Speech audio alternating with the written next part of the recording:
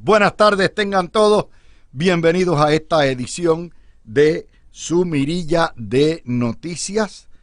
Cerramos otro mes más en lo que ha sido un histórico primer año del gobierno de Jennifer González y Francisco Domenech. Y ya el lunes se anticipan fuegos artificiales. Dicen por los pasillos que los Ferrer Ángel, luego de aquel editorial de hace 2 semanas donde desahuciaron a la gobernadora, tienen una encuestita del primer año. Tengo que corregirme. El Nuevo Día sí ha hecho encuestas el primer año, generalmente al final.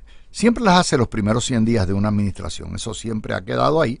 Pero en realidad la encuesta que vale para Puli y para Banca y que marca el resto del cuatrienio es la vez que hacen. De hecho, a Fortuño no le hicieron una encuesta hasta el tercer año. Y fue porque había muchos asuntos pendientes de negocios y obviamente se comieron las encuestas esperando. Aparte de que la línea editorial de El Nuevo Día trituró a Fortuño mucho antes de que Fortuño juramentara con la cuestión de la medicina amarga. Y ya que estamos en esas cuentas, ¿no? Vamos a hablarles a ustedes un poco de, obviamente el lunes le tendremos los números, yo habré de estudiar lo que ha sido el pasado, y ahí sí les voy a hacer una advertencia, no puedo hacerles, ya no es relevante los datos de encuestas hace 40 años. Yo tengo las encuestas desde el año 83 publicadas por El Nuevo Día. Pero realmente el Puerto Rico de hoy es un universo totalmente distinto al Puerto Rico de 1983, de 1990. Aquí lo que es pertinente para efectos nuestros desde el punto de vista, hay una balcanización política. Y esa balcanización política, que es la atomización de los distintos grupos, que se ha acrecentado con esta administración colonial, básicamente hace irrelevante buscar resultados de encuestas que vayan hacia atrás.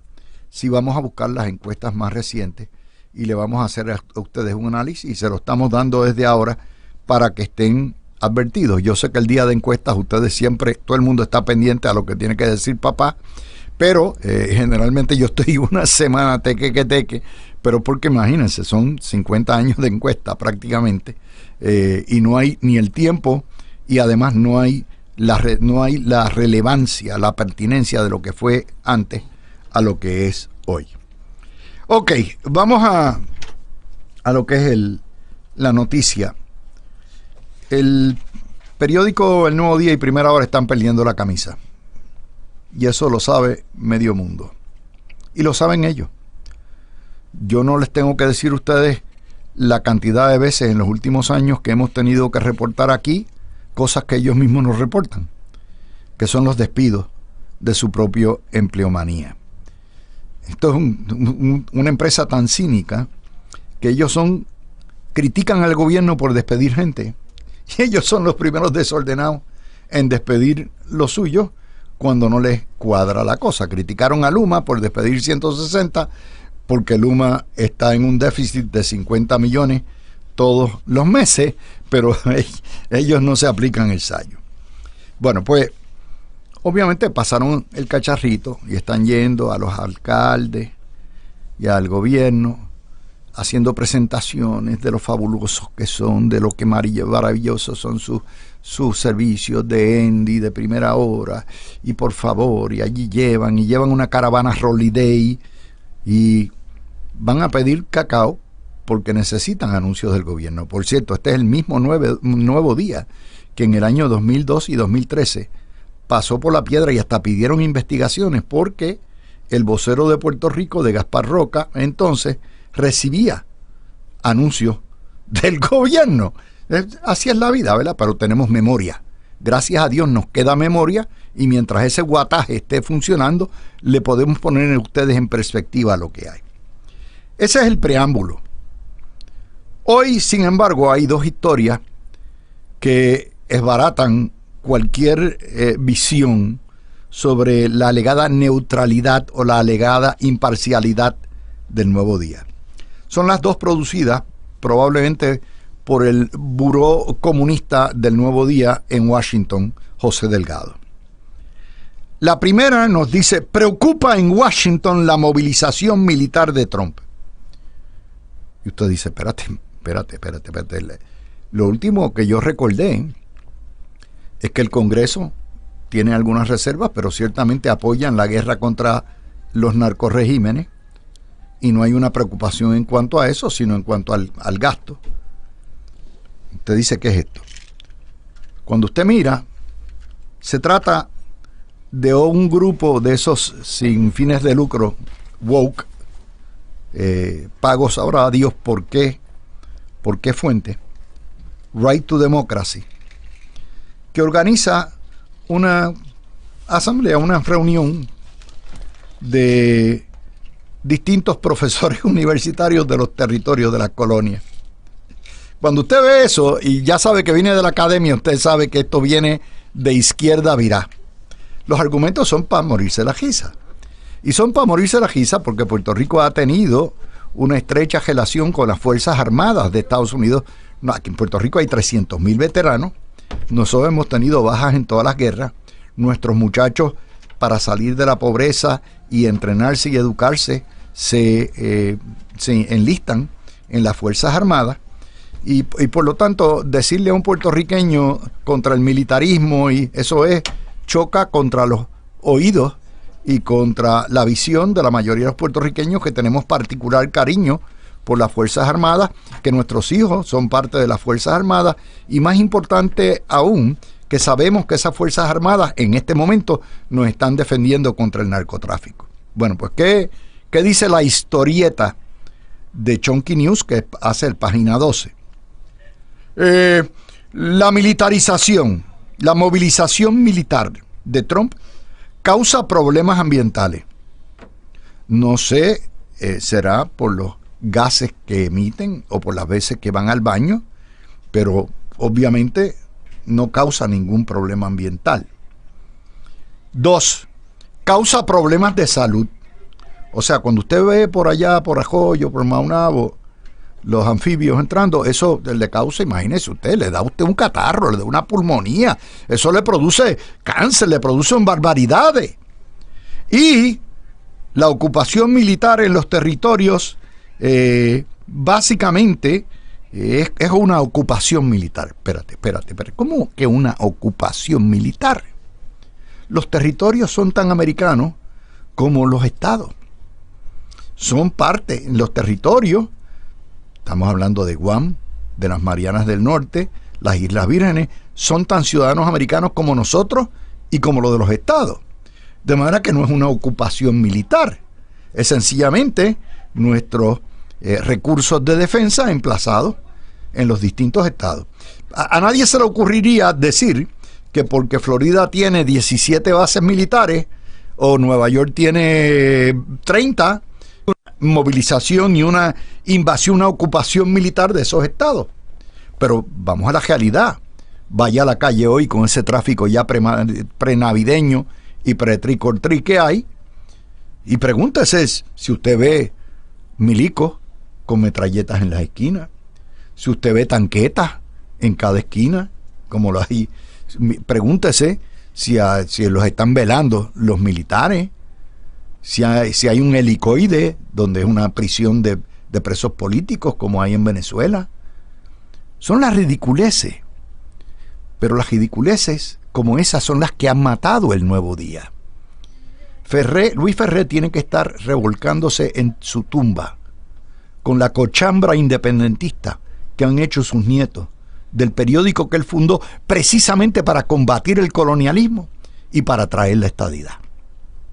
Bueno, pues usted diría, caramba, ok, eso otra chonqueada más. No, nos buscan en la página 14 las urracas parlanchinas, las socialistas independentistas hispanas de Alexandria Ocasio-Cortez, y nos ponen a Nidia Velázquez y Delia Ramírez de Chicago, de los grupos comunistas hispanos de Chicago, reclaman respeto por la libre determinación y critican al presidente del Partido Demócrata, Ken Martin, por apoyar la estadidad, reconociendo la validez de plebiscitos. Y ahí sale Power for Puerto Rico, que es el grupo de Jesús, que son independentistas, que trabajan con el grupo de Rollo Emanueli, y usted sabe lo que hay. El cinismo de la historia es lo siguiente, que estas desordenadas, metiches y déspotas, estas mujeres que no representan a nadie en Puerto Rico y que nos quieren imponer la independencia y el comunismo a la brava, son las primeras que no respetan el derecho de libre determinación. Fíjese que José Delgado en ningún momento le saca la contradicción. En Puerto Rico hay 4 mandatos en los últimos 13 años, todos democráticos, 3 de ellos ejercidos en el proceso de las elecciones generales a favor de la estadidad. El último 59%. El ELA perdió, el territorio perdió en el plebiscito doble, el plebiscito con 2 preguntas del año 2012. La vasta mayoría. De hecho, perdió la mayoría desde el plebiscito del 98. En el plebiscito del 98, el 52% votaron por opciones no coloniales ni territoriales. El ELA lo que obtuvo fue apenas, de hecho, no obtuvo nada el ELA. Y en el 93 tampoco, el 48% fue lo que obtuvo.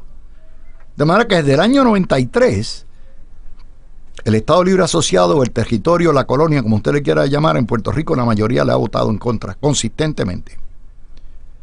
Y estas metiches, estas déspotas, las llamadas urracas parlanchinas, son tan cínicas que le reclaman al presidente del Partido Demócrata, que ha estado apoyado por el presidente del Partido Demócrata en Puerto Rico, Luis Daniel Dávila Perna, y su vicepresidenta, Emma Marrero, que la tenemos hoy aquí.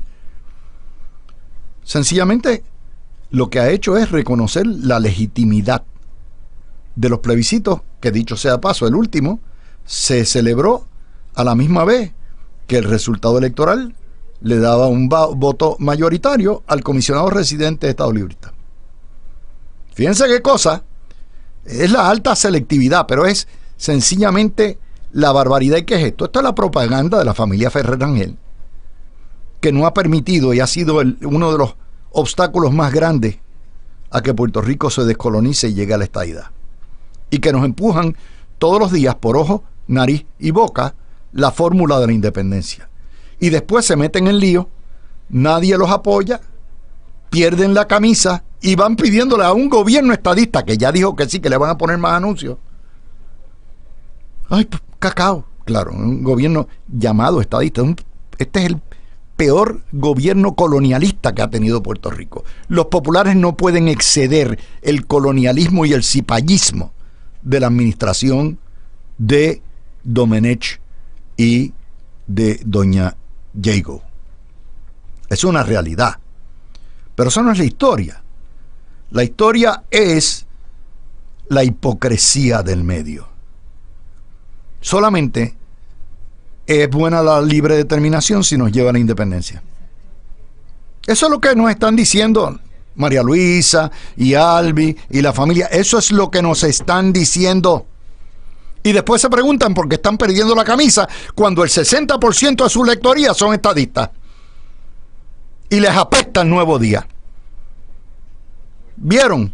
Hoy es un programa totalmente distinto que eso de estar hablando del inventario. Y sí, eso es aburrido. Eso es aburrido. Pero con esa empezamos. Y por cierto, hoy sale una encuesta en Axios de la empresa Gallup. El 66% de los demócratas se inclinan en Estados Unidos hacia el socialismo y 34% son solo capitalistas. Las nuevas voces, los héroes nacionales de los demócratas son Alexandria Ocasio-Cortez y el ugandés Zoran Mandami, el próximo alcalde de Nueva York. Por cierto, los islamistas van a elegir 2 alcaldes en Nueva York y en la ciudad de Minneapolis, por si acaso no lo saben. El 38% de los electores independientes son socialistas. Por eso es que salen corriendo. Sí, Trump no es un prendado de dicha y felicidad y de sabiduría. Pero ¿cuál es la alternativa? Esa es la alternativa. Y ese es el demócrata de Nidia Velázquez, el Partido Demócrata de Alexandria Ocasio-Cortez, de Luis Gutiérrez, de Power for Puerto Rico, de Delia Ramírez y de, sí señores, Pablo José Hernández Rivera. Porque él se da lengua con todos ellos. Él le encanta asociarse con todos ellos. Tan es así que esta semana se declaró nacionalista. Y dijo, no, hay que preservar el ELA porque eso nos da el poder de poner contribuciones. Está ahí, lo discutimos el lunes. Está en el récord. Y como los programas de los viernes generalmente son las secuelas de buscando los patrones de las noticias de la semana, tenía que empezar con este tema porque ustedes saben que yo los sorprendo a ustedes con temas totalmente inéditos, temas que esta mañana se ignoraron completamente en los medios de comunicación, pero que para ustedes, nuestra audiencia, son temas importantes. El próximo tema que tenemos para ustedes es la cuestión del revolú de los inventarios, que probó una vez más la total incompetencia, falta de liderazgo, falta de inspiración y el desmadre que hay en la administración de Jennifer González y Francisco Domenech. La legislatura puso condiciones a un nuevo proyecto para eliminar el impuesto del inventario y exigen que haya un consenso entre empresarios y los alcaldes con unas recomendaciones del comité especial. Este es el comité del camello, con el camello bicicleta. Imagínense, si no se han podido poner de acuerdo, ¿por qué? Porque los alcaldes quieren dejar el impuesto como se ha dejado con el veto, rompiendo la promesa electoral. Y los empresarios quieren que se le quite. Me parece a mí que el golpe de gracia lo dio el señor Barkin, presidente de los detallistas, que cuando le preguntaron si el eliminar el inventario de 314 millones iba a bajar los precios del consumidor, dijo honestamente no. Y ahí se murió el asunto. Ahora, la legislatura le cumplió. Mandaron una chapuza. Le aprobaron la chapuza. Y ella dice, no, yo necesito 5 años porque es que esto es ciencia muy astronómica y necesitamos 5 años para sustituir esto. Aquí la cuestión es que ya no va a estar dentro de 5 años, se lo garantizo. Y lo segundo es que esto prueba el desmadre que hay. Pero, eso sí, encontraron la OGP, buscó su cofre mágico, le dio con la varita de Harry Potter e identificó una reserva de 5% que totaliza 655 millones para pagar los fondos del PAN y el WIC los primeros 10 días del mes durante el cierre federal, que por cierto, tal como les había anticipado, ese cierre federal no se va a resolver hasta tanto se vean los resultados de las elecciones del próximo martes. De manera que por lo menos el martes vamos a estar a día cuánto, el 1, 2, 3, el día 4 de noviembre, de manera que esto no esperen hasta el día 10 que se resuelva. Pero tiene un caveat. Ups, ¿cuál es el caveat? Necesita el visto bueno de la Junta de Control Fiscal. Esos fondos nunca estuvieron presupuestados. Puerto Rico está en quiebra. Está en sindicatura federal de lo que se llama una Junta de Control Fiscal. Y la Junta de Control Fiscal, cuando vea, ¿cuánto nos cuesta esto? 300 millones. Que tú quieres dedicar 655 millones para esta cuestión de pagar el WIC y el PAN, fondos que no van a volver, porque ya les han dicho aquí el funcionario más alto designado por Trump, el señor Albino, les dijo que no podían gastarlo, que no esperaran recuperarlo. Entonces usted dice, vamos a sumar 2 y 2. Nadie ha sumado 2 y 2. ¿Por qué? Pues hay que sumar 2 y 2. Porque 2 y 2 son 4. Y eso va a poner en 4 a la Junta de Control Fiscal. ¿Por qué? Bueno, porque el inventario representa una pérdida de 314 millones. Y si hay que pagar el WIC y el PAN, que yo creo que es una decisión cristiana y humana, pero si hay que pagarlo, pues añádale a eso otros 655 millones. Esas dos cifras suman un déficit de 1.000.000.000 de billetes. 1.000 millones. Es que con la boca es un mamey. Oh, encontré aquí, bajo tierra, un tesoro de 655 millones y tengo que hablar con la Junta. Y encima de eso, quiero eliminar el inventario y entonces necesito que me autorice 314 millones quitados al erario. 1 billón de billetes. ¿Vieron? Son las cosas que se dan en este paisito, pero que hay que explicarlos así. Así que vamos a hacer la pausa. Ya son las 5:25.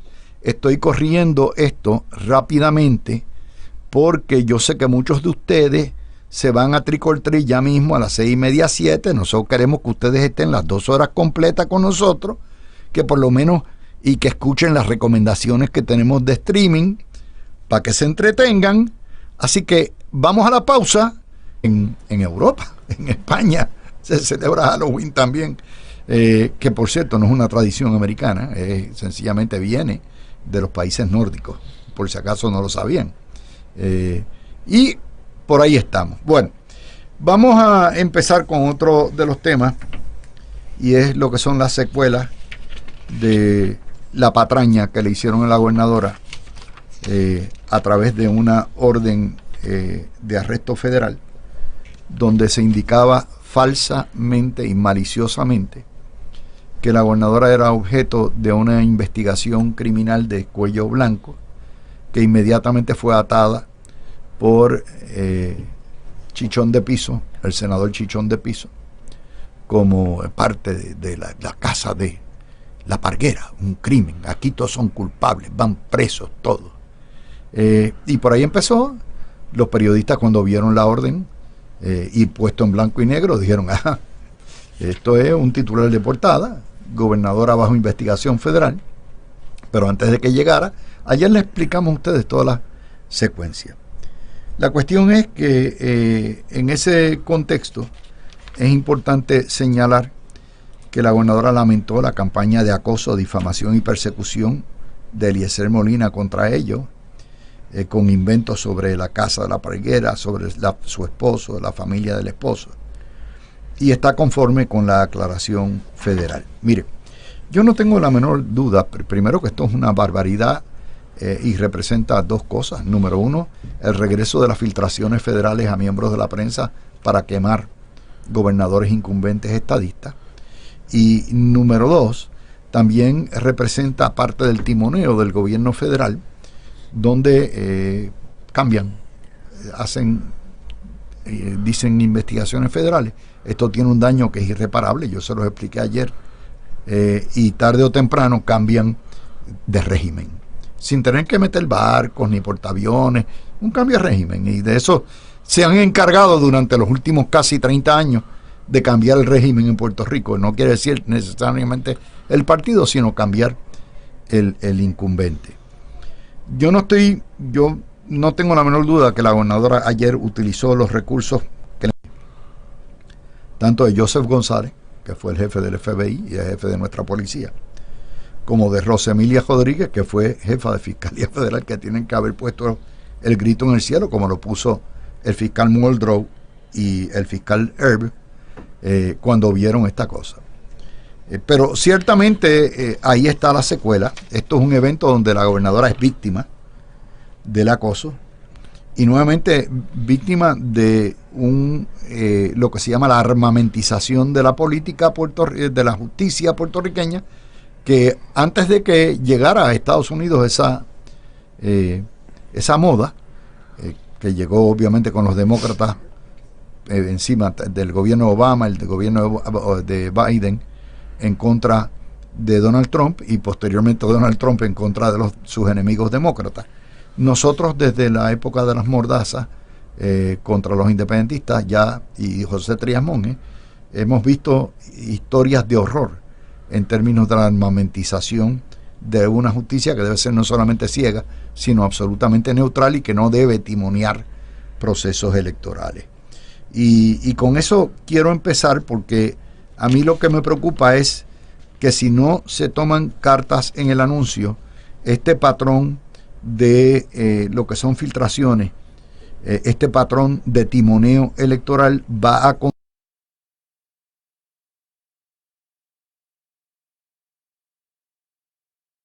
continuar indefinidamente en Puerto Rico, y eso ha sido una de las mayores retrancas de Lela. Alfonso y Emma, gracias por estar conmigo sin disfraz esta noche de Halloween. Todavía, ya mismito van los disfraces.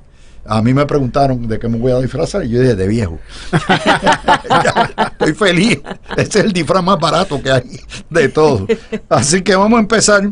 ¿Qué les ha parecido todo este episodio? Esto es parte también del análisis de noticias de resumen de fin de semana. Alfonso. ¿Empiezo yo? Ok. Sí, seguro. Pues buenas tardes, Dávila, buenas tardes a todos los radioescuchas y buenas tardes a la compañera panelista hoy, Emma, que siempre es grato tenerla aquí de bateadora emergente. Y saludamos, ¿verdad?, a nuestros panelistas normales, Alan y Breida, que no pudieron estar hoy con nosotros.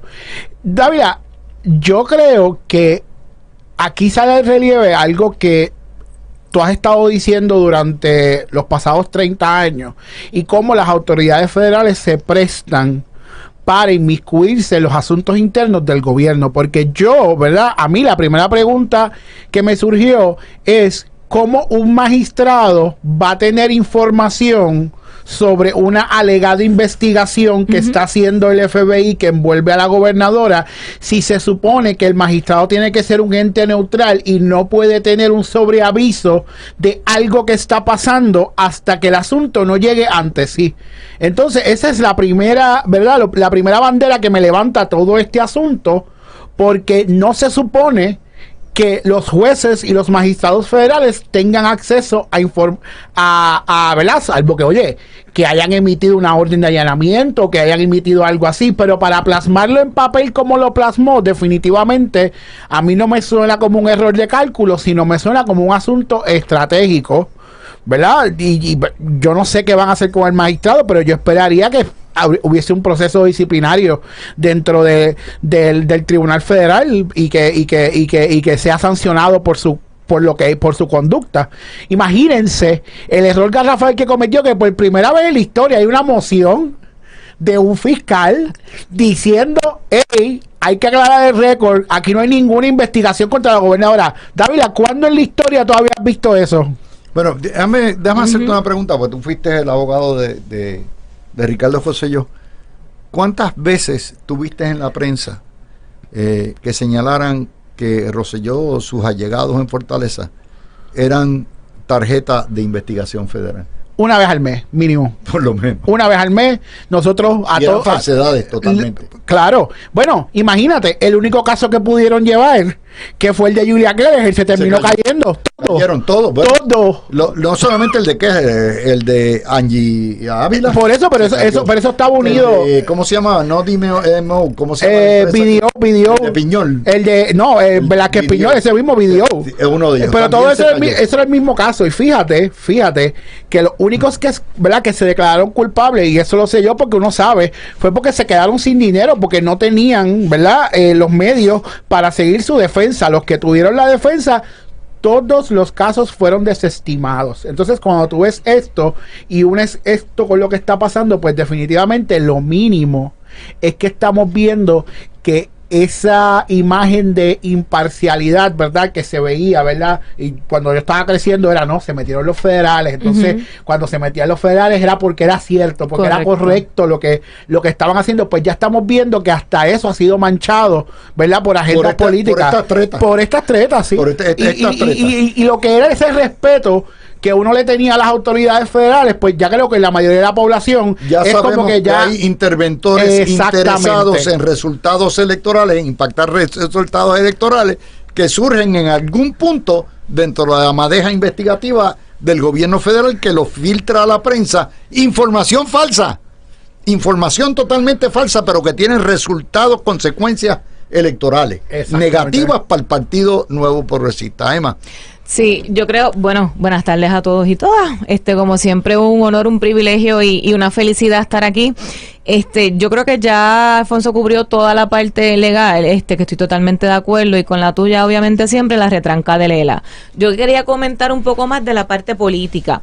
Esto fue gasolina pura para corregir la imagen de la gobernadora. O sea, lo que terminó siendo un rumor, básicamente le dijo, espérate, todo esto está estancado, el tema de la palguera pierde credibilidad en la discusión pública, en cuanto a que era algo relacionado con la gobernadora, y ella, si te fijas, culminó una situación judicial y la convirtió en una política en cuanto a la persecución, en cuanto a la victimización de la persecución política por ser estadista. O sea, esto, si lo analizamos de todos los ángulos, específicamente en el político, fue oro para que la gobernadora tenga ese standing de decir, ¿vieron? Esto es una persecución y ahí yo no tengo nada que ver. O sea, y añádele que la prensa tiene que hacer el research.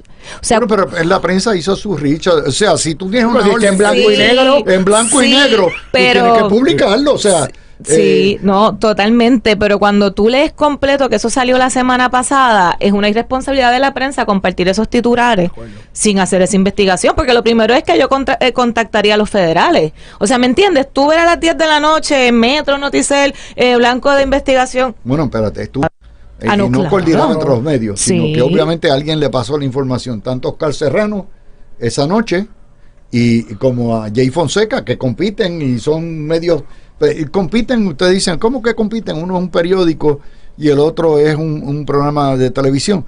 Bueno, compiten en el sentido que hoy en día los medios compiten por ser el primero en divulgar la primicia. La primicia. Exclusiva. Y el clickbait y, entonces, los likes. No van a compartir ese tema. Tú tienes eso, tú lo sueltas, se acabó. Sí. Lo que quiere decir que hay un punto de origen común.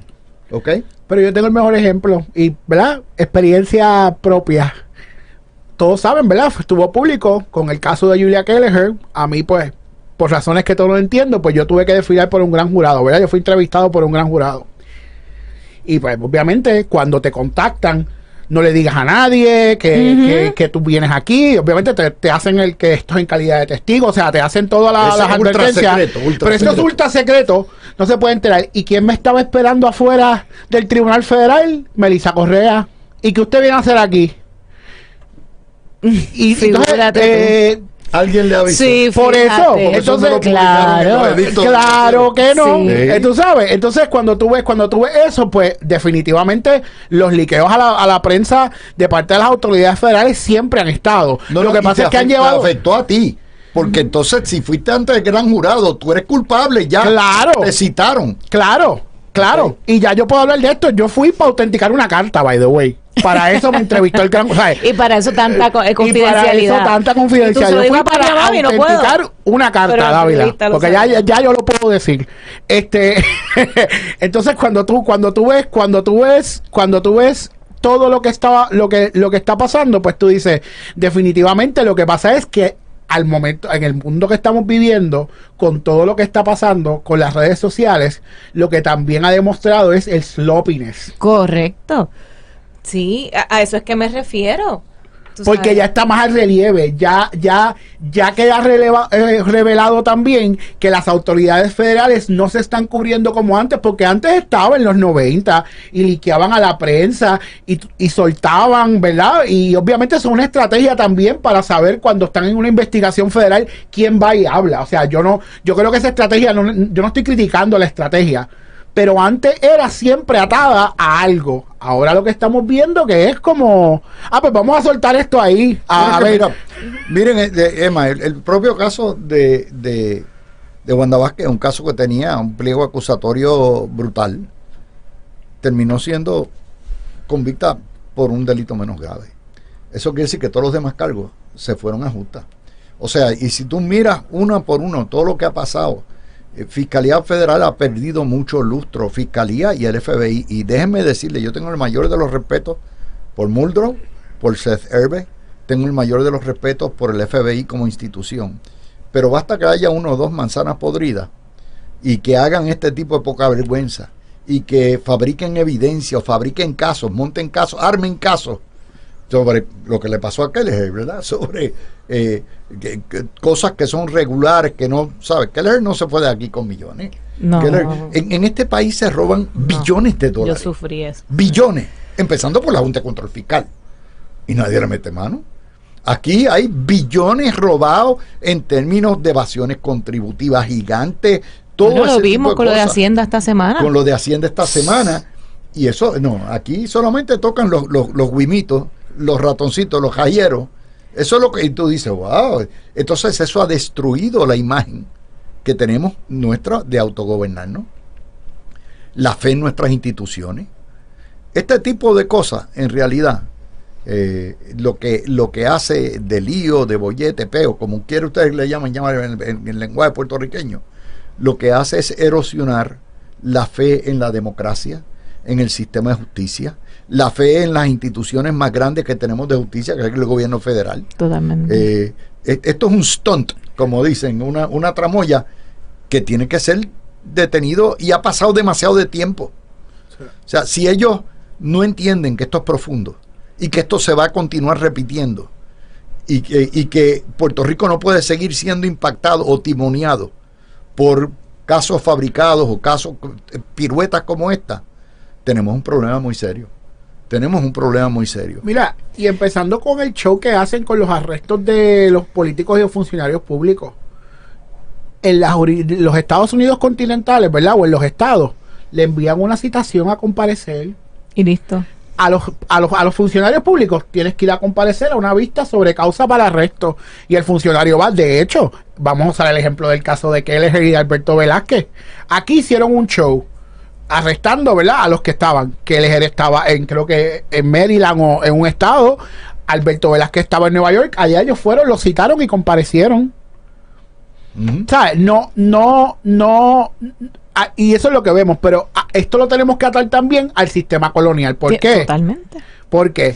Porque como nosotros no tenemos 2 senadores y no tenemos 5 representantes que puedan coger el teléfono y decir, yo te voy a interpelar y yo quiero saber por qué el FBI no está siguiendo su Standard Operating Procedure en Puerto Rico y por qué está tratando a los puertorriqueños diferentes que a los residentes del estado de Nueva York o a los residentes de los estados de la Florida.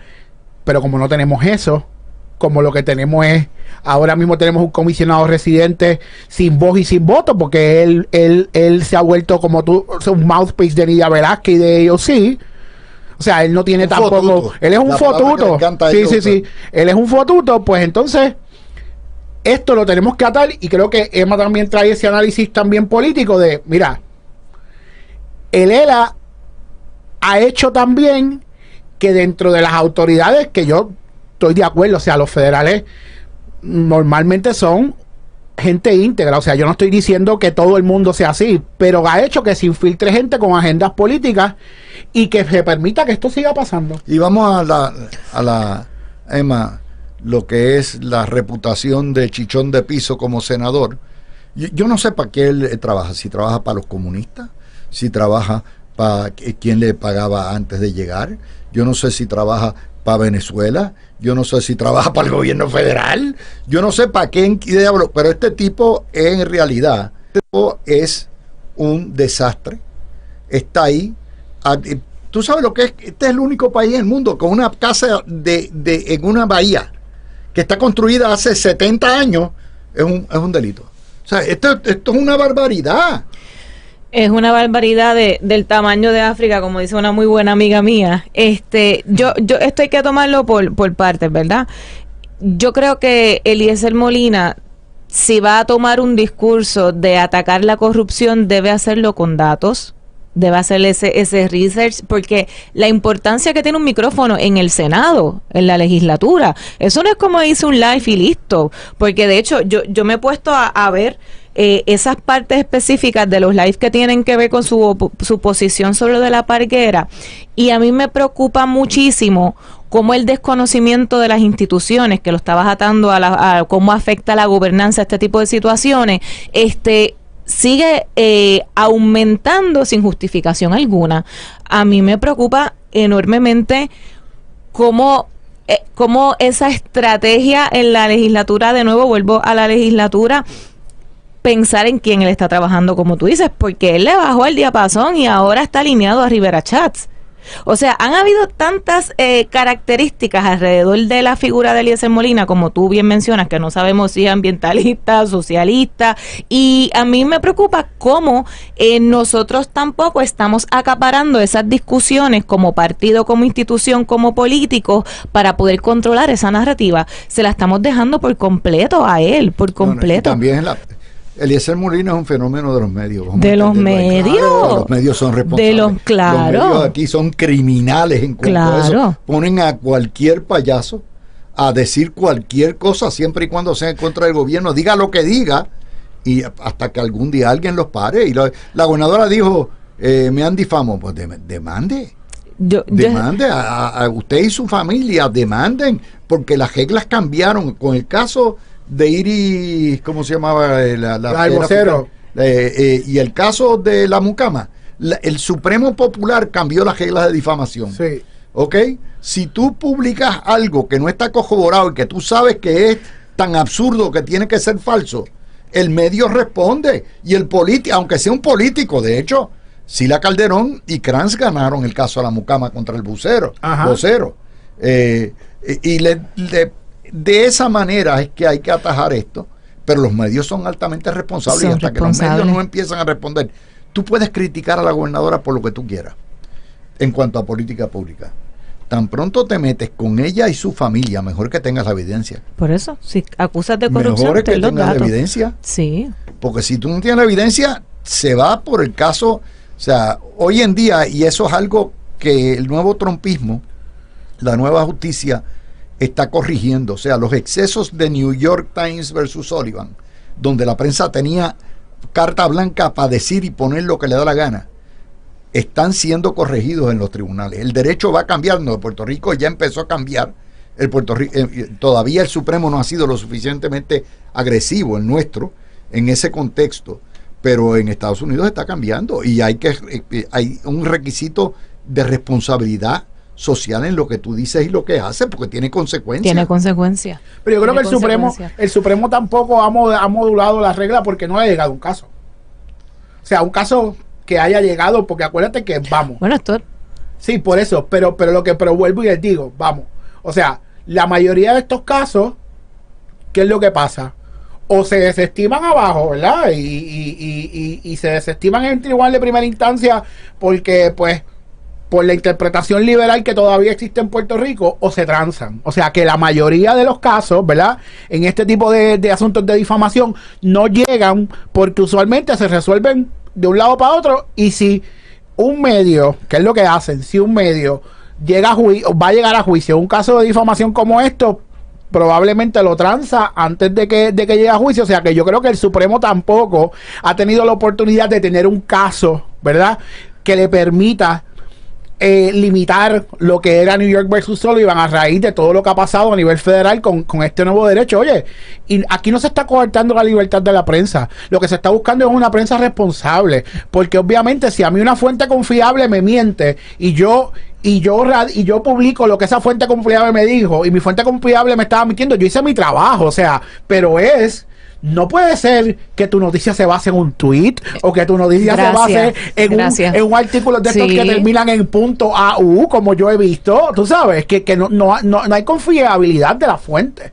Y yo creo que eso es lo que verdaderamente hay que trabajar, porque ahora mismo la prensa tiene carta blanca y cada día es peor. Yo creo que esta situación con la gobernadora, de esta difamación o oposición en cuanto a la prensa y Eliezer Molina, pudiera ser una carta que se desarrolle. Bueno, hay que llevar el caso. Y yo creo que el PNP fallamos en eso. Fallamos en corregir. No, espérate, esto se resolvió que no procedía.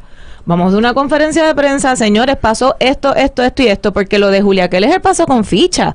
Todas las cosas que se resuelven y van por debajo del radar, no lo reportan. Yo siempre pienso, si estuviera un Carlos Romero Barceló, no. En los 90, que cogía ese podio, o un Pedro Rosselló, aquí nadie está siendo portavoz del partido en aclarar las cosas cuando se corrigen y se atienden procesalmente, y nosotros tenemos que ocupar esos espacios. Te doy el mejor ejemplo.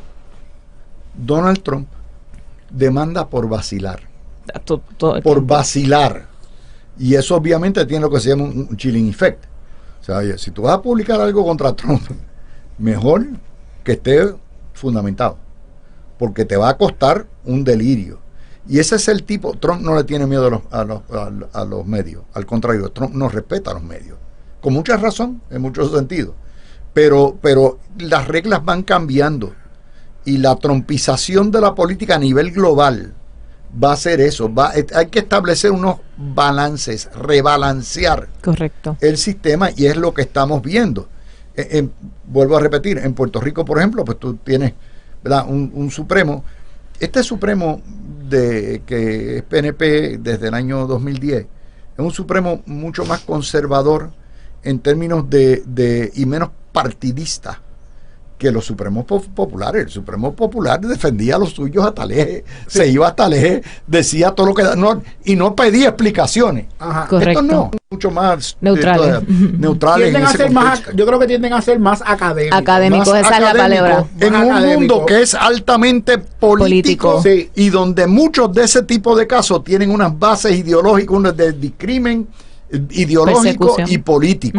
Y en ese contexto todavía ese Supremo no ha aprendido a defender lo que son los intereses de la minoría. En este caso la minoría estadista, porque nosotros podemos ser mayoría en términos plebiscitarios, pero en términos de la sociedad, olvídate, nos tratan como a becerros. Vamos a hacer la pausa, ¿verdad? La suspensión del impuesto del inventario. Esto es bien cínico. ¿Por qué? Porque en esa conferencia de prensa, primero es un asunto político. Claro. O sea, los impuestos, eso fue lo primero que me dio. Vas a politizar un asunto político. Exacto. En serio, morón. Porque lo que le cabe es morón. Pero aparte de eso, el tipo es un desvergonzado. El Partido Popular son unos desvergonzados. ¿Por qué razón? Porque fueron los alcaldes populares los primeros que se montaron en tribuna pidiéndole a la gobernadora que no firmara el proyecto. Y estaban en la conferencia de prensa con ella aplaudiéndola, viva, maravillosa esta gobernadora. Y usted me quiere decir que eso es politizarlo. Son unos desvergonzados. Por eso es que el Partido Popular no tiene credibilidad ninguna, porque no pueden evitar ser los politiqueros y los charlatanes que son. Esto en realidad hay que decirlo. Yo creo que en este programa le hemos dado por semana durísimo a la administración en cuanto al manejo del asunto del inventario. Y de hecho, que decíamos en un momento dado que ella iba a ceder porque los alcaldes populares convencieron a los PNP, porque es un compromiso del PNP. Y los alcaldes del PNP, cuando dijeron, espérate, me están tocando el bolsillo, dieron el salto y se fueron con los populares. Y entonces ahora el Partido Popular, este es el portavoz, este es el fotuto de Pablo José, critica a la gobernadora porque que es una politiquera a la Bernaga. La verdad es que son desfachatados de piezas, además. Yo creo que este es el asunto más político que hemos visto este año, por eso, ¿verdad? Me parece una paradoja increíble ese comentario, porque si hubo un tema en la discusión pública que participó los detallistas, la ciudadanía, los analistas, los alcaldes, todo el componente, la Junta de Control Fiscal, la legislatura, o sea, este tema del impuesto al inventario integró un sinnúmero de cosas de manera transversal de opinión pública, porque es un tema que nos afecta a todos. No me venga a decir que esto no es un tema político, esto es un tema de política pública en su totalidad. Impacta inclusive la política pública fiscal, que es lo más que nos debe atañer en estos momentos que estamos en los procesos con la Junta de Control Fiscal. Así que de hecho, ¿verdad? El alcalde de Coamo fue el primero el primero que pidió auxilio. O sea, yo creo que tenemos que ser responsables y tomar los temas con la seriedad que ameritan, porque este tema del impuesto al inventario tiene un alcance brutal en la dinámica diaria de la economía del país, tanto para los municipios como para los comerciantes, como para nosotros que somos los más que estamos sufriendo esto. Así que yo creo que tenemos una responsabilidad inherente, y en este caso a los cargos públicos electos, de que estos temas se tomen con la seriedad y se profundice realmente en el contexto del impacto social y la salud fiscal de Puerto Rico. Así que a mí me parece que esos comentarios son totalmente llanitos, demuestra hasta una fragmentación, incluso en el Partido Popular, porque como tú me dices que tú vas a hablar siendo portavoz en contra de la postura de varios de tus alcaldes. O sea, yo creo que tenemos que ser de nuevo, los políticos aquí tienen que ser más responsables con el tema y la discusión pública cuando son situaciones que impactan el día a día del servicio ciudadano. Oye, Alfonso, mira, el gobierno del Partido Popular esta semana construyen un hotel municipal en Dorado. O sea, ¿qué diablo tiene que hacer un municipio administrando hoteles? Coronan un reyesito como yo, si alcalde de Dorado, porque estaba en el testamento verbal político de Carlitos López. Y no cierran las primarias, aunque hacen que vienen primarias, en realidad todo eso estaba planchado. Se oponen a eliminar el impuesto del inventario, y cuando la gobernadora veta la eliminación del impuesto del inventario, la critican también. Piden salvar el PAN y ellos apoyan la colonia. Culpan a Jennifer González por el cierre. Y tú dices, ¿qué diablo es esto? ¿Qué clase de Partido Popular es esto? Son unos niños de kindergarten. Definitivamente los Guayna Kids están los Guayna Colonials, como yo les digo. Ellos lo que hacen es tirar balas al aire. Entonces, pero ¿por qué se benefician? ¿Por qué lo pueden hacer? Porque la prensa no hace las preguntas que son importantes. Porque a mí, en una conferencia de prensa, viene el portavoz de la del Senado del Partido Popular a hablar sobre la politización del impuesto al inventario. Y la primera pregunta que yo haría como periodista es: ¿y qué usted le dice a los alcaldes que se pararon detrás de la gobernadora cuando la gobernadora de su partido, cuando la gobernadora vetó el proyecto? Entonces estamos viendo que hay fisuras dentro del Partido Popular, porque sabemos que dentro del Partido Nuevo Progresista, pues es un tema de discusión. Lo está. Todo el mundo está de acuerdo con el inventario. La discusión está en cuánto tiempo lo vas a congelar, ¿verdad? Y cuál va a ser la alternativa a la eliminación del impuesto al inventario. O sea, que es un tema profundo. No necesariamente es una fisura de política pública, porque creo que tanto el presidente del Senado como la gobernadora están de acuerdo en que se tienen que eliminar. Es cómo se va a eliminar, cuándo se va a eliminar y cómo se va a sustituir esos 314 millones de dólares que se pierden con el impuesto al inventario. Eso es lo primero.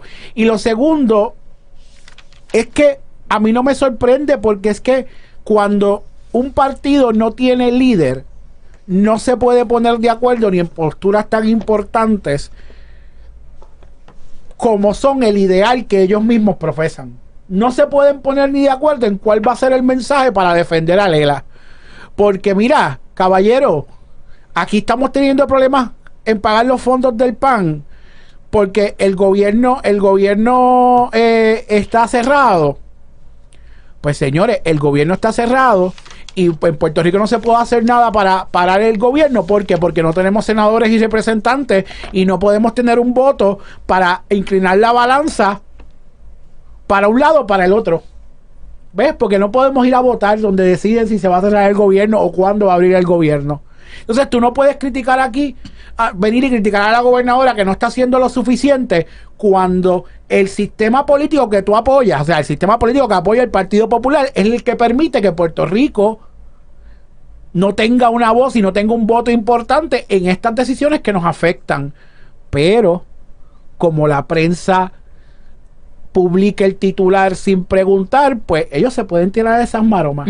El Partido Nuevo Progresista ni los estadistas lo podemos hacer, pero ellos sí lo pueden hacer. Por eso es que el pueblo tiene que estar pendiente, y por eso es que este tipo de programas es importante, porque hay que hacer un recuento histórico y recordarle a la gente, mira, el lunes te dijeron esto, el martes te dijeron esto, y el miércoles vinieron con eso. Yo creo que eso es importante. Ahora bien, algo bien diferente a lo que se hacía antes es que yo creo que sí, y esto es un tema bien importante, las redes sociales están jugando un papel importante en alumbrar esas deficiencias que antes no había. O sea, y ahora pues quizás lo que te diga el Partido Popular no tiene tanta relevancia como lo tenía hace 15, hace 20 años. No sé qué tú piensas al respecto, Emma. Sí, no, totalmente. Y por eso mismo es que yo recalco en lo que dije ahorita. Hay que ocupar espacios. Los estadistas tienen que ocupar espacios aclarando este tipo de información. Yo no sé si tú leíste la columna del comisionado residente de esta semana. Sí. Que los demócratas en Puerto Rico queremos la colonia. A mí eso no solamente me dio taquicardia, me sorprendió que el contenido regresara a lo mismo que han dicho siempre, los impuestos y lo cultural. Mira, lo cultural, si algo se ha demostrado es que ningún partido define nuestra cultura. Él mismo cita a Bad Bunny. Y después, tú estás dando el ejemplo que nuestra cultura sigue viva, no importa qué. Y no me hables de impuestos cuando nosotros estamos hasta lo último con los impuestos. Y que realmente los impuestos, que es lo que yo recalcaba en mi columna, los impuestos se pagan según tu nivel de ingreso. Y el nivel de ingreso en Puerto Rico caería bajo la media que no pagarían impuestos en la economía federal. Así que a mí me preocupa mucho, insisto, y sigo con la palabra me preocupa, que no se ocupen esos espacios para aclarar este tipo de temas, porque como tú bien mencionas, Alfonso, tenemos las redes sociales en donde las cosas se disparan de momento y tú puedes una de dos, o morir en el intento o intentar ocupar esa discusión pública. A mí, oye, Luis lo mencionó por encimita, me imagino que ahora podemos profundizar un poco más, lo del PAN. O sea, ver al sector independentista. Vi las columnas también. Al sector izquierda. Pelear por el PAN. Me dio una mezcla de felicidad y de ironía, porque es que bueno que ustedes reconozcan que Puerto Rico no puede sostener su economía. Que critican la sociedad de mantengo y el mantengo de Estados Unidos. O sea, y los que piden libre determinación y soberanía. Ajá. Yo quisiera ver cómo el partido independentista, el partido, ¿verdad? Específicamente Juan Dalmau, que fue el pasado candidato a la gobernación, yo quisiera ver cómo en sus argumentos y en sus debates van a poder justificar o probar que Puerto Rico con un sistema de independencia pudiéramos sostener la economía del día a día bajo nuestros niveles de pobreza y demás. Porque el mero hecho de que estén peleando para reclamarle a la gobernadora que busque los chavos del PAN.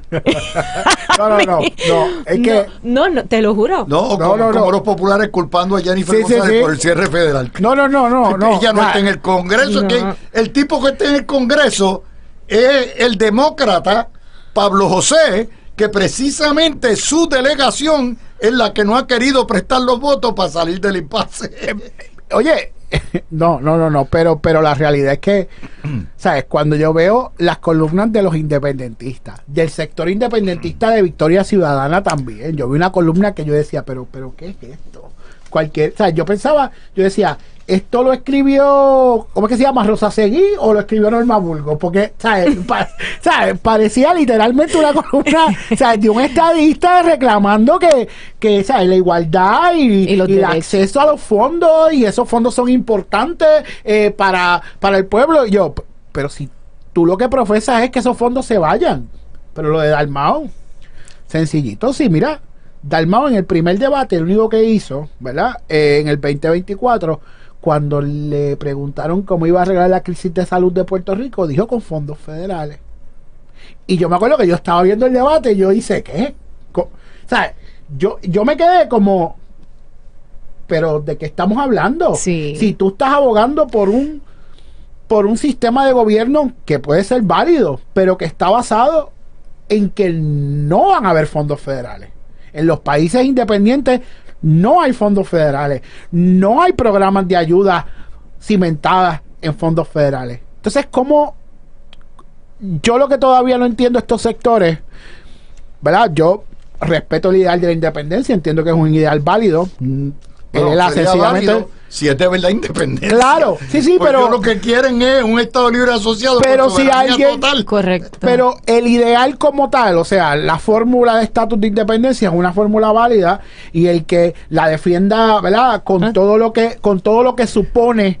Pero la independencia, pues, es respetable. A nosotros. No, claro. La integración es una fórmula válida reconocida por el derecho internacional, y ellos no reconocen la estadidad. Sí, pero ¿sabes qué? Nosotros tenemos que también ser más maduros que ellos, porque ellos son los únicos ellos son los que actúan. Son los sabios. Ellos son los que creen que tienen un contrato con la verdad. A mí todavía cada vez, Dios mío, es que yo a veces, cuando yo pues escojo mejores mis amistades, pero antes me decían, oye, tú eres bien inteligente aunque eres estadista. Y yo, caramba, qué bueno.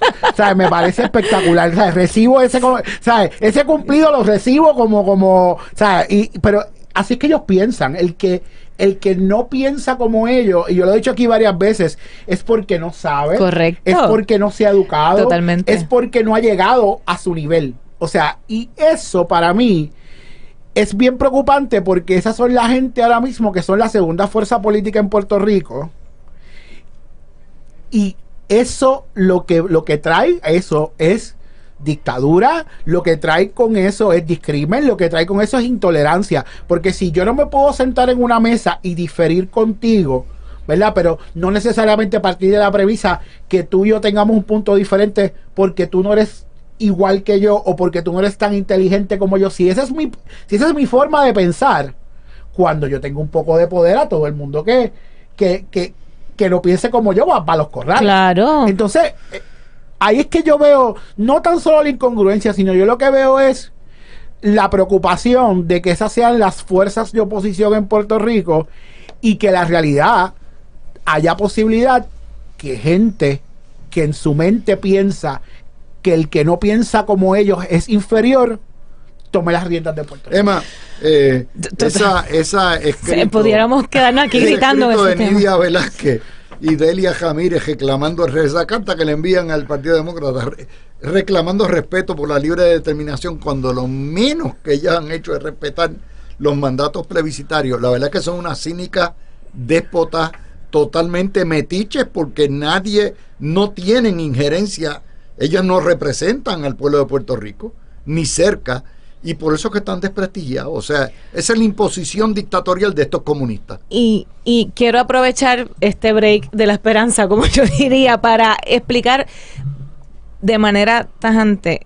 Nidia Velázquez y Alexandria Ocasio no representan la postura del Partido Demócrata como institución. Ellas son unas congresistas con su opinión, que obviamente tienen una opinión con peso en las redes sociales y todo este tema, cuando miramos el bendito asunto de la izquierda, porque pues se está inclinando por la creciente asunto de la derecha, y esta polarización tan absurda que se está viviendo en Estados Unidos, pues obviamente le da vida a esa discusión en las redes sociales.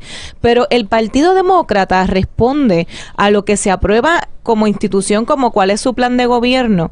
Y para que sepan, Puerto Rico es parte de una alianza territorial con Samoa, con Guam y con las Islas Vírgenes, en donde llevamos al Partido Demócrata nuestra solicitud de resolver el asunto de la anexión y de la estadidad, y ganó en el Partido Demócrata.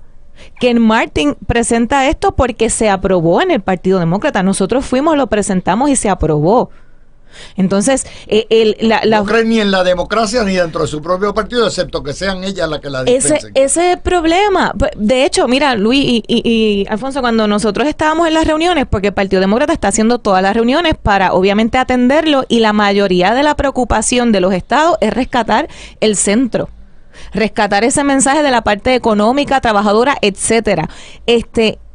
Y se nos acercaban y nos decían, ¿y qué tú crees de Alexandria? Y yo, señores, ellos no representan el Partido Demócrata en Puerto Rico. Ellas son congresistas con su opinión.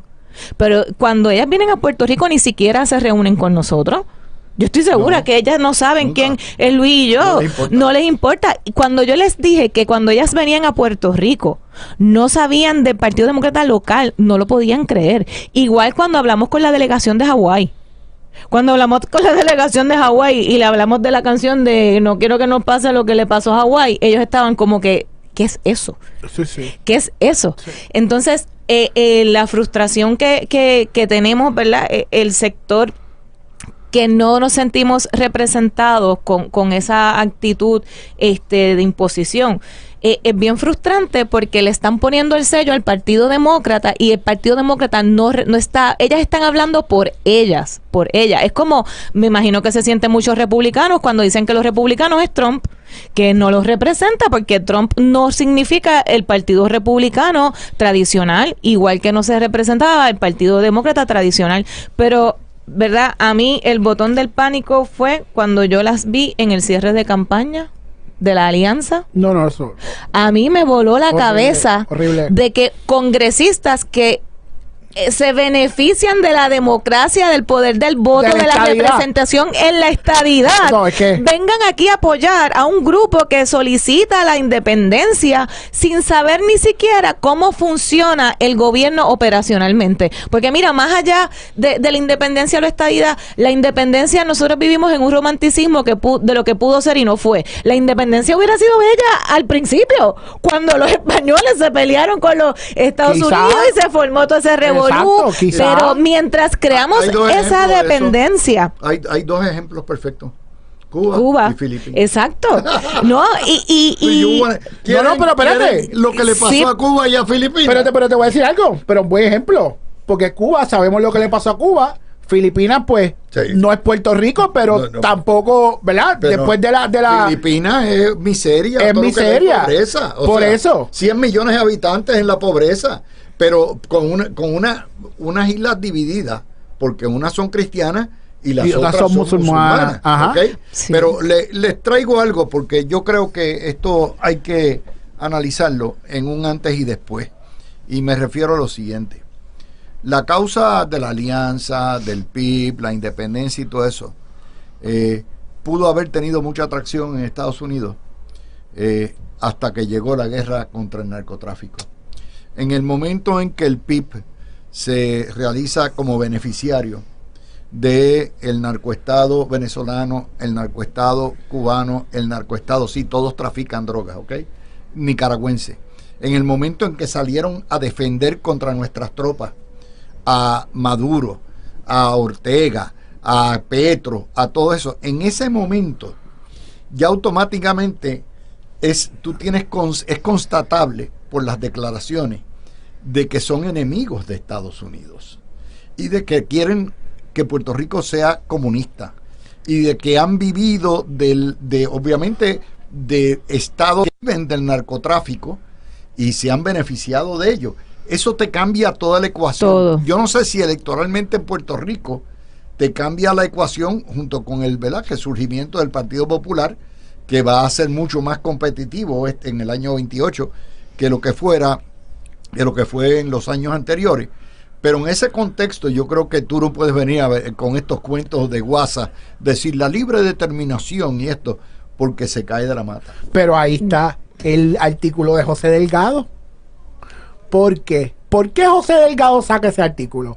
Lo saca porque ante lo que está pasando, Puerto Rico vuelve a tomar relevancia geopolítica. Ah, tú dices el de militares. El de los militares. Es un pie claro. De izquierda, para que decir, consternado Washington por la militar. Claro, pero a lo que voy es... Buscaron todos los independentistas que había en universidades territoriales y los llevaron. Pero a lo que voy es que ese artículo va dirigido a tratar de hacer un pushback, porque ahora Puerto Rico, para la administración Trump, volvió a hacer un punto estratégico militar. ¿Por qué? Porque para la guerra del narcotráfico, Puerto Rico es quien está más cerca a Venezuela, de territorio americano, y más cerca a Nicaragua. Y más cerca, bueno, a Cuba no, Cuba está en Miami, pero más cerca a Venezuela y a Nicaragua, que ahora mismo son los narcoestados que están siendo, ¿verdad?, investigados y acusados por las autoridades federales. Y como entonces ahora Trump se dio cuenta la importancia de Puerto Rico, pues tiene que haber un pushback. ¿Y cómo empiezan? Pues sale Nidia Velázquez, entonces sale José Delgado a hablar del impacto negativo de la militarización, porque para hacer no es José un pushback, Delgado, es la familia Ferrer Angel. por eso la familia Ferrer Angel es responsable del contenido de sus historias. No se les olvide, no pierdan constancia de eso. De hecho, han ido a todos, me han informado a mí que han ido a municipios, han ido al gobierno pidiendo cacao porque están con una mano adelante y otra atrás pidiendo que les pongan anuncios. Pero a la misma vez que les ponen anuncios, hacen este tipo de titerería, porque esto es titerería periodística. Y entonces tú dices, pero... y por cierto, el gobierno colonial de Domenech y de Jennifer González los apoya, todo lo que da y toda la madre. Vamos a ver qué van a decir después que salga la encuesta. Pero... Yo estoy aquí, ¿verdad? Sufurando, porque yo creo que nosotros tenemos que ser... tenemos que mirar todo lo que está pasando en el contexto, como tú siempre lo traes, en el contexto colonial, y en el contexto político tenemos que traer a la discusión lo que pasó en las elecciones del 2024. Yo pienso que aquí no se está mirando con el crisol correcto. Yo pienso que Juan Dalmau perdió standing por completo. Yo pienso que si ese grupo quiere de verdad ocupar un espacio, tienen que buscar ya otro portavoz, porque los votos que sacó Juan Dalmau fue unos votos de castigo contra el establishment y de Bad Bunny. Y si se demostró que la estadidad tiene más fuerza, fue esas elecciones en donde la estadidad sacó 600 y pico mil de votos sobre la colonia y sobre el PNP. O sea, sacó más votos que la gobernadora que representa el PNP y de la persona que representa el ELA. Sea... Tengo que pausar, vamos a la pausa y volvemos con aprovecho y respiro. Bueno, vamos para un poquitito, y esta sí es una nota que me preocupa mucho, porque es que aquí no se puede improvisar. La nueva Contralora Carmen Vega Fournier aboga por darle más poderes para sancionar y penalizar a la Contraloría. Y para imponer multas más fuertes y con sus auditorías. Yo no tengo problema con que haya una mano dura contra la corrupción y contra el despilfarro. Ahora, dada la experiencia que hemos visto de cómo ha crecido el poder desmedido de la Oficina de la Contraloría, yo no quiero tener otra Ileana Colón Carlos ni otra Yasmín Valdivieso. Eso quiere decir que sí se debe considerar darle más poder de sanciones, pero no sin antes hacer una resaca total y una reforma total de los abusos, de las prácticas y de las pocavergüenzas de la Oficina de la Contraloría durante los últimos 35 años. Hasta tanto, Carmen Vega Fournier, a mi entender, no produzca, sí, yo quiero esto, pero tengo que hacer estas reformas internas porque tengo que limpiar mi casa, porque ya la gente no cree en la oficina del Contralor ni en los informes del Contralor, porque ha sido armamentizada y politizada. No se debe aprobar ni un punto ni una coma para darle más poderes. No sé qué ustedes piensan, pero yo le hago la advertencia de rigor a la Asamblea Legislativa de Puerto Rico. Cuidado que no vayan a convertir esto en un Frankenstein sin antes haber limpiado la casa, porque Contraloría ha perdido lustro, ha perdido credibilidad y hay que hacer una autocorrección interna. Alfonso o Eva, quien quiera. Yo pienso, mira, yo estoy de acuerdo contigo y te voy a decir porque yo, pues, obviamente, el tiempo que estuve como empleado público, pude ver varios informes del Contralor, y la preocupación siempre con los informes es que hace estos informes de 30 páginas donde señalan una serie de irregularidades, y cuando tú miras las irregularidades son cosas nimia. Se entonces, compraron 5 clips de más Exacto. La orden decía que eran nada más que 100 clips y compraron 105. O pasaba mucho. La orden de compra tenía 4 firmas y eran 5 firmas. Bueno, oye, eso no es... Yo no estoy diciendo que eso sea necesariamente correcto. O sea, no estoy diciendo que no se deba corregir. Pero a veces daban unos informes que ponían como 58 irregularidades y entonces el titular era: encontraron serias irregularidades en el municipio X o agencia Y, y cuando tú leías el informe eran cosas que no necesariamente significaba que había mal uso de fondos públicos, y no necesariamente significaba que se estaban robando el dinero, o no necesariamente significaba corrupción. Eran pues quizás, oye, cosas administrativas donde tú no seguiste tus procesos, donde te habías saltado un paso, pero en la mayoría de las ocasiones ni significaba pérdida de fondos públicos, ni significaba mal uso de fondos públicos, ni significaba que alguien se estuviese aprovechando de su puesto para ganar ventaja. Y lo que a mí me preocupa de imponer sanciones es: ¿para qué son las sanciones? Tú sabes, para penalizarme porque me faltaba un papel en el expediente de contratación, cuando yo pude demostrar que el servicio se dio, que las facturas estaban, que todo estaba correcto. O sea, creo que tenemos que tener cuidado, y estoy de acuerdo contigo. O sea, hay que hacer una reingeniería y despolitizar. Y cuando digo despolitizar, no estoy diciendo que se vaya por un gobierno para otro, sino el Contralor no debe inmiscuirse en cuestiones de política pública ni en cuestiones político-partidistas. Salvo que haya FBI con las cámaras de televisión corriendo y avisado con filtraciones. Eso se tiene que acabar. Por eso es lo que te estoy diciendo. Son auditores, no son investigadores. Exactamente, por eso es que te estoy diciendo. O sea, hay que hacer una ingeniería, porque la oficina del Contralor lo que hace es validar procesos, que tú seguiste tus procesos. Oye, y si no seguiste tus procesos, pues definitivamente hay señalamientos. Hay cosas que se corrigen, hay cosas que no se pueden corregir, a veces hay dinero que hay que devolver, pero no porque alguien se lo robó, sino porque el desembolso no se hizo, ¿verdad?, conforme a derecho, o no se pudieron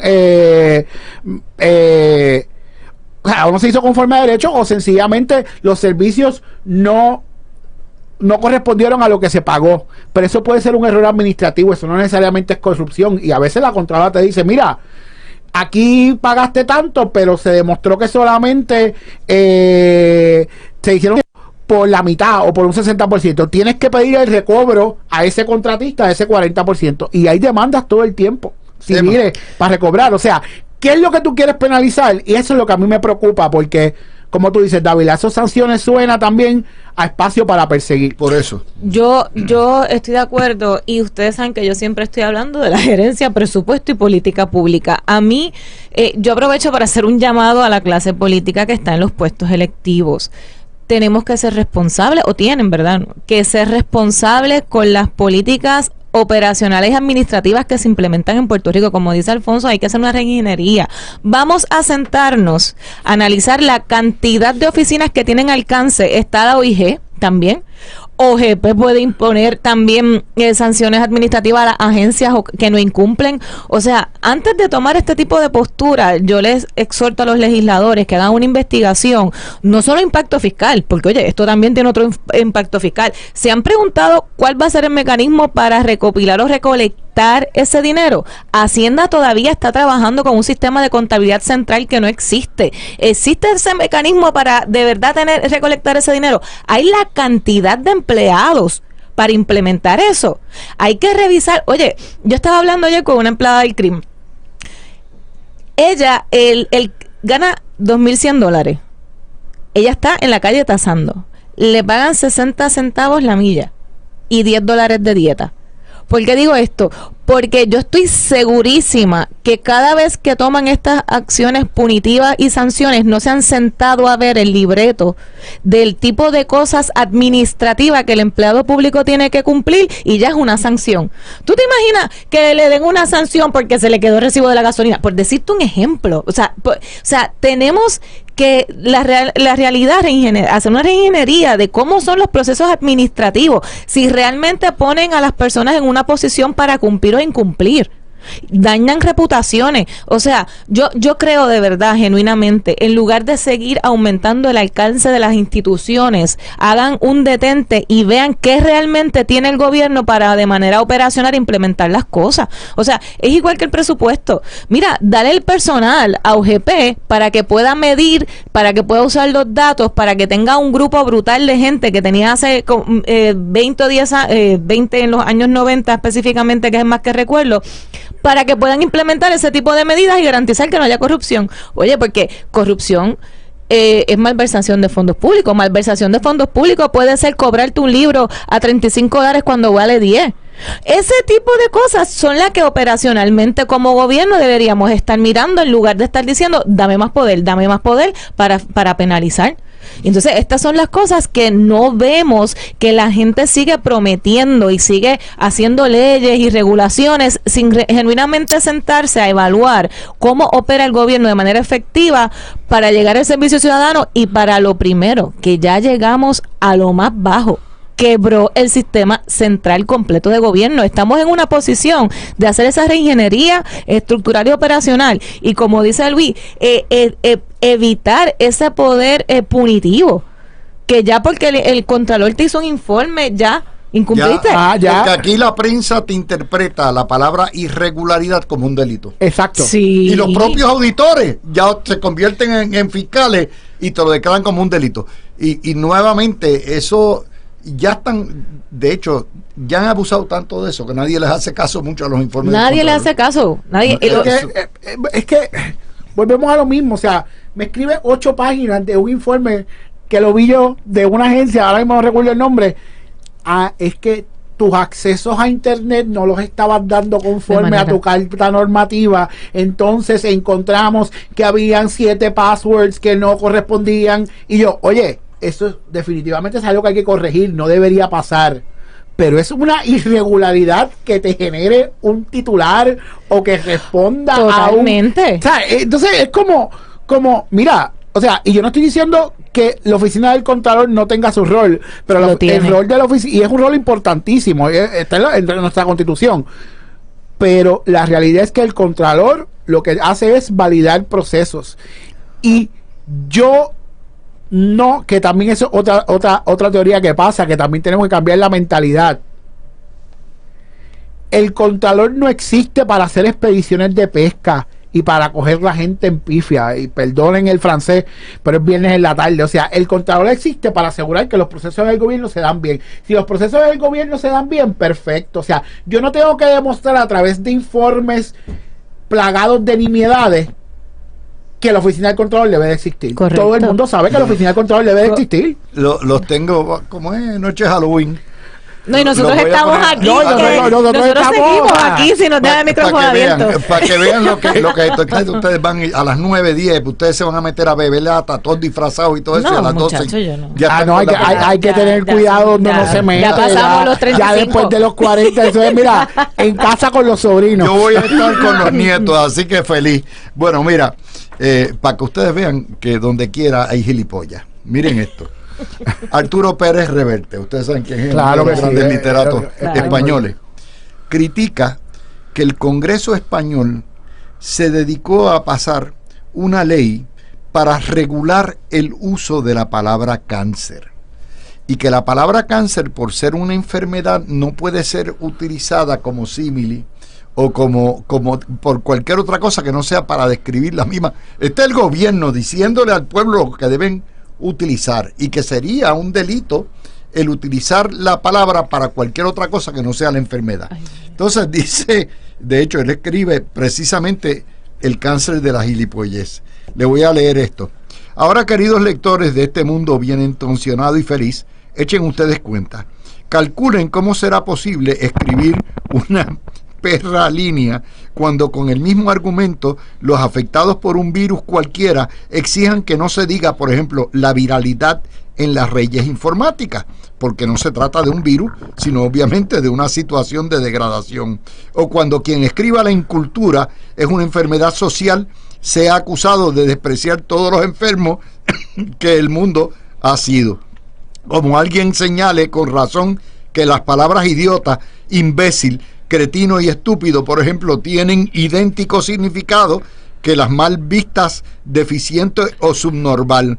Cuando llamar inmundo animal a un asesino de niños se ha denunciado por los amantes de los animales, porque ofendieron a los animales. O sea, este es el wokismo a todo lo que hay. Y hay alguien que cita y dice, cita al Quijote y dice: esto es enriquecer la lengua sobre quien tiene poder el vulgo y el uso. O sea, quien determina de las palabras no es ni la Real Academia Española, no es la legislatura, no es el Congreso, es el pueblo, porque eso es parte de la cultura. Entonces escribe otro: dejen de prohibir tanto, porque ya no alcanzo a obedecer tantas cosas. Esto es parte de lo que estamos viendo, es una revolución mundial contra la idiotez, la gilipollez, el gobierno metido a determinar el lenguaje. ¿Vieron cómo esto es el debate? Aquí viene ya mismo alguien a decir: tú no puedes llamarle idiota porque el político no es un idiota. Y yo creo que ahora que tú lo traes, Luis, también está la otra parte. Eso es la ciudad del espectáculo, como uno dice, ¿verdad? Esa es responsabilidad. Pero en Estados Unidos hay varios estados que están prohibiendo los libros de las bibliotecas de Gabriel García Márquez, Hemingway. O sea, esto está pasando a nivel de los dos extremos. Sí. Uno está quizás controlando el wording o las palabras por lo que tiene el impacto, etcétera, pero hay un ojo, están tratando de controlar la literatura también en Estados Unidos. El wokismo y el anti-wokismo, los dos están en demasiado. El extremo. Demasiado. O sea, no, y mira, y yo lo veo también en dos puntos de vista. Y esto que tú lo traes, y ahora con el tema de Halloween, tú vas a ver mañana muchos posts en redes sociales sobre los disfraces problemáticos. Porque aquella muchacha blanca de ojos azules se disfrazó de Pocahontas y no debería disfrazarse de Pocahontas, porque eso es una falta de respeto a la cultura latinoamericana. Miren, señores, cuando yo crecía, lo que era el humor y las expresiones artísticas tenían carta libre, porque eso es parte de la máquina de ideas que tú consumes ahí. Y que yo me quiera disfrazar de Pocahontas, digo, yo me vería un poquito ridículo con un traparrabo. No quiere decir que yo esté faltándole respeto a la cultura nativoamericana, ¿sabes? Porque ¿cuál es la intención detrás? O sea, yo siempre tengo que ver cuál es la intención de lo que estás haciendo. O sea, el humor, ciertas expresiones artísticas deben tener más licencia. ¿Quién fue el político que le dijo cáncer a otro? ¿Ustedes se acuerdan? Luis Fortuño a Pedro Rosselló. Luis Fortuño a Pedro Rosselló, pues iría preso Luis Fortuño. ¿Sabes? Por eso te digo, es que por eso es que te digo, o sea, yo creo que tenemos que tener cuidado. Yo creo que el flujo de ideas también depende, como muy bien dijo Emma, o sea, yo no puedo tampoco eliminar sin una base objetiva, que es que yo creo que a la hora de hablar de libros no hay base objetiva, pero por lo menos unos requisitos, eliminar libros sencillamente porque a mí no me gustan, porque al gobierno de turno no le gustan. Entonces el wokismo y el anti-wokismo radical nos está llevando a un punto donde está limitando nuestra libertad de expresión. En Inglaterra, en el Reino Unido, están metiendo preso a la gente porque critican a los... O sea, es una ausencia de sentido común, querer regular el lenguaje, todo es hate speech, todo es esto. Mire, deje vivir, y esto es desgraciadamente el signo de nuestros tiempos. Y que pase en la madre patria, ya mismo van a ver aquí a alguien queriendo regular todo eso. A mí me preocupa mucho, no sé cuánto tiempo nos queda, Luis, pero a mí me preocupa mucho, de verdad, esta cuestión de la polarización, porque se ha perdido el norte de para qué es el rol del gobierno. Esa no es polarización, es sentido común. No, por eso. El hecho que yo le diga, no, ¿cómo tú me vas a prohibir que yo utilice la palabra cáncer para cualquier otra cosa que no sea un enfermo? No me chaves a mí. Esto no me convierte a mí en un extremo. No estoy diciendo esa gestión, sino ha provocado la falta de sentido común, la falta de mediar, la falta de dialogar. El gobierno simplemente debe ser un brazo ejecutor para garantizar el servicio ciudadano. That's it. Tú no te debes meter en el día a día mira, o sea, el nacionalismo cristiano que se está intentando imponer es bien peligroso. También. O sea, ¿tú no crees que mañana, igual que dijiste lo de Pocahontas, al lado contrario van a haber gente vestida de nazi? Pero vamos a entender que hay dos cristianismos nacionalistas. No solamente el de allá, aquí hay cristianismo nacionalista. Aquí, en el de Italia, el de Hungría, católica, todo. Okay, o sea, son dos, sí, esos sí son dos extremos. Sí, y yo quisiera leer una frase que mi película favorita. Y sabes que es una contradicción porque el cristianismo no debe ser polarizante, es unificador. Correcto. Si tú miras a las bases, Jesucristo quería paz y amor. Ya, that's it. Sí, o sea, y están usando esos mecanismos religiosos para implementar un poder tan peligroso. La cita rápido porque vamos a entrar a las películas. Before Vendetta es mi película favorita, mi película favorita del mundo mundial en cuanto a la política. Y ellos siempre tienen una frase que dice: los artistas usan las mentiras para decir la verdad, mientras que los políticos la usan para ocultarla. Y eso va en la línea que estás comentando con lo del Congreso Español, en donde se está jugando con las palabras clave del día a día, la libertad política, para adjudicarle esa fuerza de poder, y es bien preocupante. Yo presagio que el gobierno socialista de España va a caer. O sea, el año que viene va a caer. Eso es a todo lo que da. Llevamos desde el 2019 pensando que va a caer. Va a caer tarde o temprano. Está cayendo en toda Europa. Está cayendo en toda Europa. En Latinoamérica. El problema es que lo que me preocupa es que no caiga ante Vox, ¿verdad? Porque es otro tema. Ese es el miedo. ¿Cuál es menos malo? Lo que pasa es, eso va a depender si los populares, allá el Partido Popular, gana con una mayoría que pueda gobernar y pueda pactar con otros grupos, o si va a necesitar a Vox. Eso no lo sabemos hasta que vengan las elecciones, pero va a caer. Déjenme traerlos al streaming esta semana. Vi dos películas extraordinarias en Netflix. Primero, una película argentina, se llama 27 días. Y se trata con una actriz veterana magnífica. Se me pareció mucho a Elsa y Fred. Es una comedia negra, pero fue una historia verídica de una señora que es artista, bohemia, llega a sus 80 años, tiene un capital y las hijas quieren regirle la vida y el capital. Y la incapacitan y la mandan a un sanatorio, a un manicomio, por 27 días. Y entonces la tensión. Esto pasa muchas veces, porque los hijos se creen que ellos, el derecho a la herencia solamente se da cuando tú te mueres. Ajá. Mientras tanto, tú puedes hacer con tus chavos lo que te dé la gana, regalárselos al que te dé la gana, hacer porque es tu dinero. La película es bella y es un tema universal del discrimen contra la vejez. Tienen que ver los 27 días. La segunda, que está brutal, está dirigida por mujeres, te va a gustar, Emma, se llama La casa llena de dinamita. Y es una película que coge una situación de tensión mundial. Aparece un misil tirado desde el Pacífico, yendo hacia Estados Unidos, un misil atómico. Y nadie sabe de dónde diablos salió. Uy. O sea, saben más o menos el punto, pero ¿quién lo tiró? Y empieza la secuencia de lo que se llama la preparación para la guerra atómica. Y te tira distintas viñetas de lo que hace el presidente, lo que hace el Consejo de Seguridad Nacional, lo que hacen las bases donde hay misiles. Mira, te tienen los pelos de punta a las 2 horas. Y te lo repite, porque es la misma secuencia. Claro, sí, son viñetas. Es la misma, pero es como cada cual reacciona y por qué. Y termina, obviamente, tú no ves la guerra atómica y el fin del mundo, pero termina con los refugios. Tú sabes que hay unos refugios, una gente que designan lo que se llaman los designated survivors, los sobrevivientes designados, que es para mantener la continuidad de gobierno y todo eso. Así que las recomiendo las dos, 27 días y La casa llena de dinamita, The House Full of Dynamite. 27 días lo van a encontrar así, 27 Days. Son maravillosas las dos.